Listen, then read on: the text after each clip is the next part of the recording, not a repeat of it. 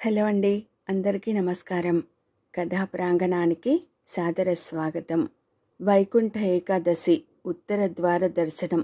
ఈ దర్శనం ప్రత్యేకత ఏమిటో ఇప్పుడు తెలుసుకుందామా? అసురులు అంటే రాక్షసుల బాధలు భరించలేక దేవతలు బ్రహ్మతో సహా వైకుంఠం వెళ్తారు. అక్కడ ఉత్తర ద్వారం దాటి శ్రీమన్నారాయణుని దర్శించి తమ బాధలను విన్నవించుకుంటారు. దీంతో స్వామి అనుగ్రహించి రాక్షస పీడ వదిలిస్తాడు.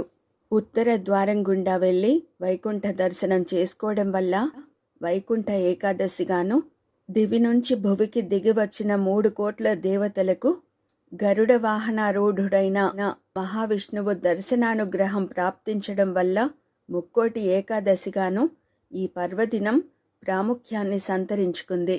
దీన్నే హరివాసరమని, హరిదినమని, వైకుంఠ దినమని అంటారు. ఈ ఒక్క ఏకాదశి 3 కోట్ల ఏకాదశులతో సమానమంటున్నారు పండితులు. ధనుర్మాసంలో వచ్చే ఈ ఏకాదశే సంవత్సరంలోని 24 ఏకాదశులలో శ్రీ మహావిష్ణువుకు అత్యంత ప్రీతికరమైనది. ఈ వైకుంఠ ఏకాదశి నాడు వైకుంఠ ఏకాదశి వ్రతం ఆచరించిన వారికి శుభ ఫలితాలు కలుగుతాయి.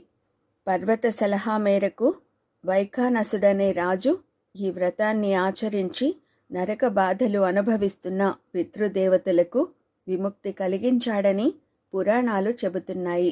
అలాగే కృతయుగంలో ముర అనే రాక్షసుడు దేవతలను, సాధువులను క్రూరంగా హింసించేవాడు. ముర అక్రమాలను భరించలేక దేవతలు నారాయణ స్వామి వద్ద మొరపెట్టుకుంటారు. దీంతో స్వామి మురాసురుడి మీదికి దండెత్తి అతన్ని వధించాలని చూస్తాడు. ముర వెళ్ళి సాగర గర్భంలో దాక్కుంటే అతన్ని బయటకు రప్పించేందుకు ఉపాయం పన్ని గోవిందుడు గుహలోకి వెళ్ళి నిద్రపోతున్నట్లు నటిస్తూ పడుకుంటాడు. అదే అదననుకున్న మురాసురుడు గుహలోకి వచ్చి విష్ణువును వధించేందుకు కత్తి ఎత్తగానే మహాలక్ష్మి దుర్గ రూపంలో ప్రత్యక్షమై మురను సంహరించగా ప్రసన్నుడైన పరమాత్మ ఆమెకు ఏకాదశి అన్న బిరుదు ప్రసాదించాడు. నాటి నుంచి ఏకాదశి వ్రతం పేరుతో అమ్మవారిని అర్చిస్తారని అంటారు.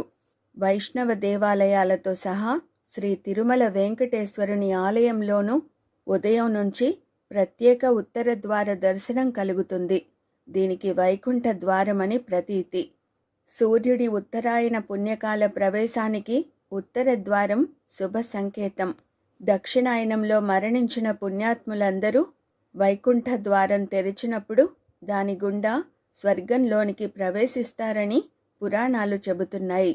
అందుకే ఈ పర్వదినాన ఉపవాసముండి లక్ష్మీ సమేతుడైన శ్రీ మహావిష్ణువును షోడశోపచార విధితో ఆరాధించాలి. నిష్ఠతో దీక్షను ఆచరించి రాత్రి జాగరణ చేయాలి. ద్వాదశి రోజున మళ్ళీ భగవదారాధన ముగించుకుని పారాయణ చేసి బ్రాహ్మణులను దక్షిణ తాంబూలాదులతో సత్కరించాలి. ఉపవసించలేని వారు నెయ్యి, నీరు, పాలు, నువ్వులు, పండ్లు భుజించి ఉండవచ్చు. ఓం నమో వెంకటేశాయ.